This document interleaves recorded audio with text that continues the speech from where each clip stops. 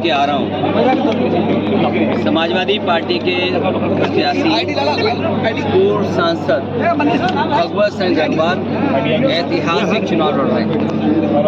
Bharatiya Janata party के नेता लगातार वहाँ आ रहे हैं और लगातार नेतृत्व उनका पहुँच रहा है और घबराहट इसी बात की है कि इस बार जनता चुनाव लड़ रही है। मैंने अपने विधायक अनिल वर्मा जी को ये वादा किया था कि शादी में नहीं पहुंच पाया हूं, मैं शादी के बाद जब चुनाव प्रचार शुरू होगा तो जरूर। ये तुम्हारी मेरी तो आज उनके बेटे और परिवार से मुलाकात की, आशीर्वाद दिया और हमें उम्मीद है कि इस चुनाव में गठबंधन का जो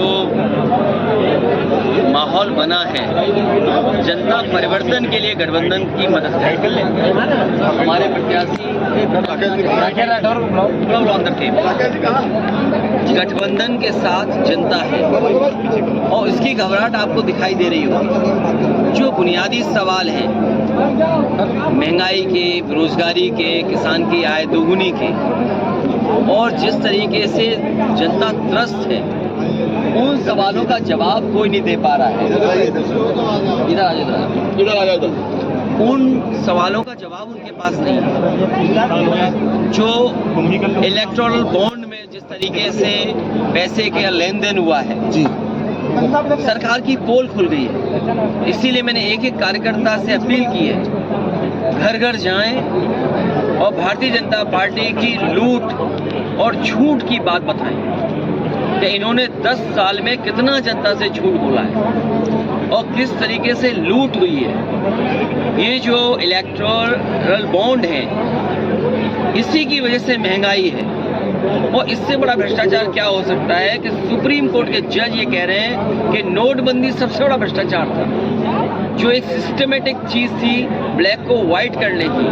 अगर आप याद करें, इसी सीतापुर में जब मैं विधानसभा के चुनाव में आया था तो मैंने कहा था रुपया काला सफेद नहीं होता, हमारा आपका लेन देन काला सफेद होता है। बीजेपी ने जनता से कहा कि रुपया काला सफेद होता है। आज बताओ भ्रष्टाचार कितना है, पहले से ज्यादा बढ़ गया और इनके लोग पकड़े जा रहे हैं उसमें।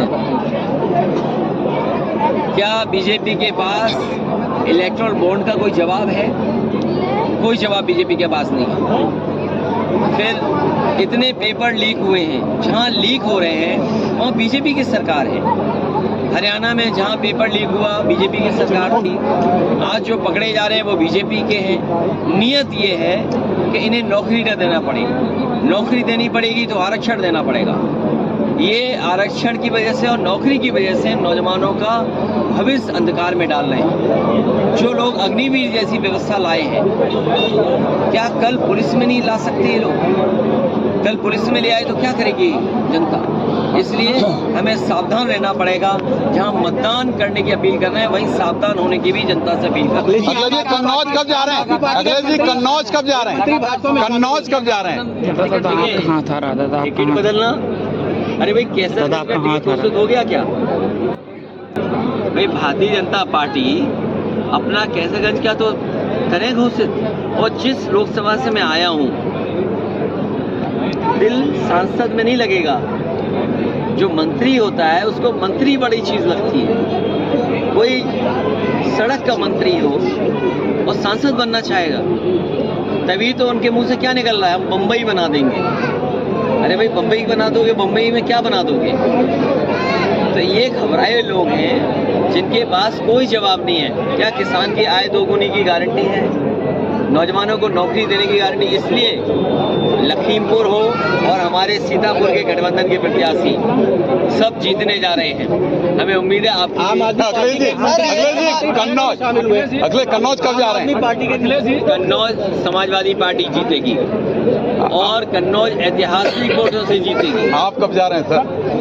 वो फैसला भी बहुत जल्दी हो जाएगा। प्रदेश सरकार के मंत्री ओम प्रकाश राजभर ने कहा है कि मेरे साथ मेडिकल लूट हुई है। प्रदेश सरकार के मंत्री हैं ओम प्रकाश राजभर, जिन्होंने कहा है मेरे साथ मेडिकल लूट हुई। बताइए सर। मेदांता में उनकी माँ भर्ती थी और वहाँ उनसे मुझे दुख है इस बात का, उनकी माता जी का स्वर्गवास हुआ है।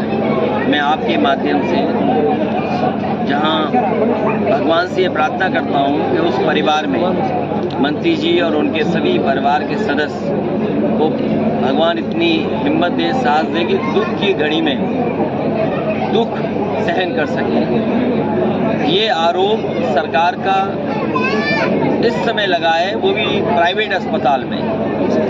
सवाल प्राइवेट अस्पताल का नहीं, उससे पहले भी इलाज सरकारी अस्पतालों में हुआ है। आखिरकार सरकारी अस्पतालों में ने क्या इलाज किया है? और आप याद कीजिए, मैं 2 घटनाएं आपको याद दिलाता हूं। एक, भारतीय जनता पार्टी के सांसद अपने बेटे को एडमिट कराना चाहते थे, लेकिन वो एडमिट नहीं करा पाए, उनका बेटा, उसकी जान चली गई।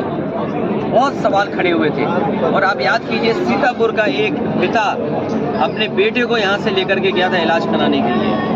जब यहाँ इलाज नहीं हुआ, लखनऊ के सभी अस्पतालों में घूमा, एडमिट नहीं हुआ।